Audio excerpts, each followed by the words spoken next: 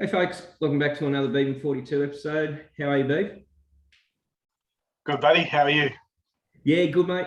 Good mate. Round 21 done, and we'll jump straight into some of those games. Couple interesting results. Probably not so interesting to start off though. Storm did beat the Raiders, and Storm scored 3 in 11 minutes to really take the lead early. Yeah, they did enough, and just too much class in the end, right? So, but the Raiders were a bit plucky, right? So they probably gave a bit more than what I thought that they had, which is probably a good sign for them in the coming weeks. Yep. Corey Harawira-Naara, however you say his name. Corey High Shot. Yeah. So yeah, look, it was a shocker, wasn't it? Yeah. But straight after it, extremely remorseful, right? It was just a shot going wrong, So yeah, and he just took his lumps. So So see you in a few weeks. Yeah, see you on the golf course. We'll see JWH just take the head off somebody and then just get up and say sorry, and everything's fine. So we'll move on to the next game with the Dragons going down to the Panthers. Probably a bit closer than I thought. Dragons 16, Panthers 34. Yeah, in the end, there's just a golfing talent and just error rate much different, right? So even with Nathan Cleary's suspendable shoulder charge, which went unsuspended. Look, no point bitching about it. Panthers too good. Dragons too many errors and just not enough depth on the talent. Corey Norman with two of the best intercept passes that you've seen, right? The man is in extremely fine form for the opposition. A few sour grapes there. Cleary was a bit rusty in his first match back, but he'll be better for the run. He did okay, yeah. So and plus a good shoulder charge. So well played. Broncos 20, Roosters 21. Probably a bit lucky the Roosters to get away with that one. Yeah, in the end, a bit lucky, but the Broncos were plucky, right? So they competed hard. I think the Broncos, right? They'd be really disappointed with that loss. Kevy be thinking, he'll be again coming out with the big comments that they'd be in the top 8, right? If Stags was playing, right? But the Roosters, look, geez, they're just down on troops, and they just find a way to just get over the line all the time, right? So interesting, they lose Radley for 3 weeks because of the charge down attempt gone wrong, right? So just competing for the play, got it wrong, paying the price for the 3 week, which is the same as Harawira-Naara, interestingly. Yeah. And look, I agree with you. I think suspension was a bit harsh, but it was ugly, and very lucky that the Bronco didn't break his leg, to be honest. So, yeah, I agree. So much worse. It's what they're trying to eradicate from the game. So he's going to have to dive a metre further out. So Rabbits 36, Titans 6, probably a bit closer than I thought it was going to be before the game started. Yeah, well, the Rabbits, they're just clicking, right? And they're building.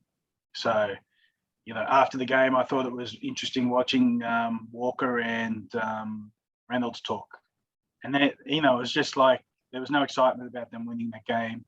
It was just, talking about, where they're going. So they look very calm, and I think they're destined to be in the final game, the Rabbits at this point. Yeah, I absolutely agree with that, and really hard to get excited by beating the Titans, to be honest. I think they did that well. And to be honest, the Rabbits got to 32-0, I think it was the score, and they basically put the queue in the rack, and a few errors crept into the game, which let the Titans get a try. So, lots of work for the Titans to improve on there. Cowboys 16, Tigers 24, really, with JT out of the Cowboys, they just stink. Yeah. I heard a stat that Tommy Dearden hasn't won a game since this season, right? So even during his Broncos time. So look, they just can't find a way. I just don't see them any better with Taumalolo either, right? If he's going to be playing on an edge. So they're in deep trouble, the Cowboys, right? So next year's furnace. Yeah, and look, early call on next season. I think Peyton's got 4 games. Otherwise, he's gone. Manly 56, Eels 10. What an absolute dominant display by Manly.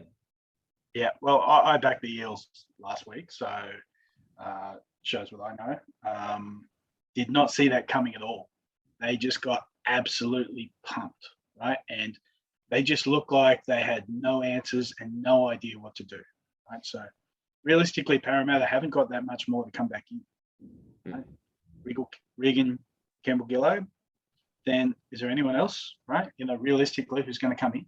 Yeah. I just don't see where any of the improvement's going to come from. Right? So they just look like they're absolutely lost, and they'll limp into the finals and get pushed out pretty quick. Yeah. And it's no coincidence that Moses played Origin, got the back injury, and ever since then they have just performed absolutely appallingly. So, yeah, good luck, Eels, for the rest of the season. Warriors 24, Dogs 10. Thought the Dogs went all right with a couple of lone players. Yep, the lone players went good, but the Warriors keep the dream alive. So, which is nice, right? I mean, could you imagine if the Warriors were to sneak into the 8, right, this year?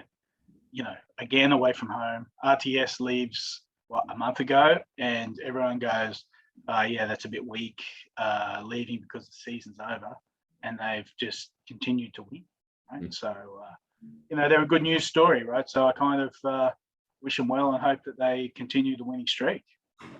Look, I hope they get 9th really comfortably. I wish them all the best in that scenario. Sharks 14, Knights 16 to round out the week. And, I don't think either coach will be happy with that result. No, but, I mean, well, I think Adam O'Brien would be happy because, it's pretty much cemented them in the top 8, which, for that Knights team to miss the top 8 would have been just injustice, right? So that would have been a massive underperformance. But not exactly a great game. To me, the Sharks don't have that much going for them. The Knights, they're going to lose a few to suspension this week, right? So it could be a bit telling for them, in the coming weeks, right? So, good on them for getting the win. Yep, exactly. A couple of games in Redcliffe. Yes, and didn't the field look really impressive? I thought it was fantastic. Beautiful grass in Redcliffe. Yes, not just on the field. And we'll have a quick look at the ladder there. Not much to really talk about. Top 3 are just cemented. What's your order for 4th, 5th, and 6th, mate? Well, last week I had the Eels getting in 4th, and that's just been absolutely smashed. So, having looked at the draw again, I think the Roosters, they're going to miss Radley in the coming weeks. So I can see, Manly just, they've done enough. They've got a really easy run home, right? So Manly can get the win this week over the Raiders, then I think Manly will be 4th. Roosters 5th, and the Eels limping into 6th. Yep, I absolutely agree with that. And I've got the Knights locked in at 7. And really the fight at this stage is the Titans and the Raiders for 8th, but a run by the Sharks, Warriors or Tigers, I left the Dragons out, any of those teams going on a run, maybe sneak in? Well, I do recall pre-season backing the Tigers to make the top 8, right? So I'm going to have to throw them in as the sneaky for the 8th spot. But we'll see. Yeah. Look, bookmakers have got the Tigers and Dragons at 501, Warriors at 201, Sharks at 151, and the Raiders and Titans at 101. So bookies have got the Titans and Raiders fighting it out, but I've got a bad feeling it's going to be somebody else. So, there you go. And there is no other betting. So Cowboys, Broncos, Dogs have officially got the red pen through them. So they just look forward to next year already. Try and be a spoiler for some of the other teams.